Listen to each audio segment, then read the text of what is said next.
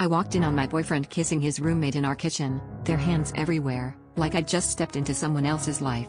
For a second, I just stood there, groceries slipping from my grip, heart pounding so loud I thought they'd hear it over their own gasps. He jumped back, stammering out some excuse about a drunken mistake, but the look between them said everything. I didn't even know which was worse, the betrayal or how it all felt so rehearsed, like I was the last to get the script.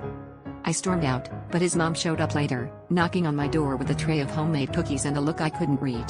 She sat down, eyes soft, and asked if I'd decided whether I'd be joining their marriage ceremony, as if she hadn't just handed me a bomb.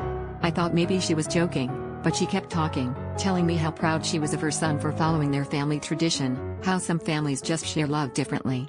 My head spun. Was this some kind of open relationship I never signed up for? Did everyone know except me?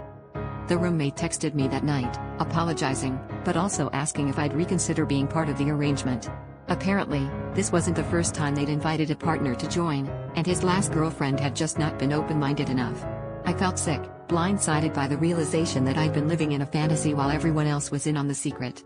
All the weird late-night talks, the closed doors, the cryptic jokes, they weren't just quirks. They were warnings I never bothered to read. Sitting alone in my now quiet apartment, I couldn't decide if I was more angry at him for betraying me or at myself for ignoring all the signs. I wanted to scream, to throw something, but all I could do was stare at the unopened cookies on my table. Maybe the real shock wasn't that he cheated, but that some part of me, desperate not to be alone, had almost considered saying yes.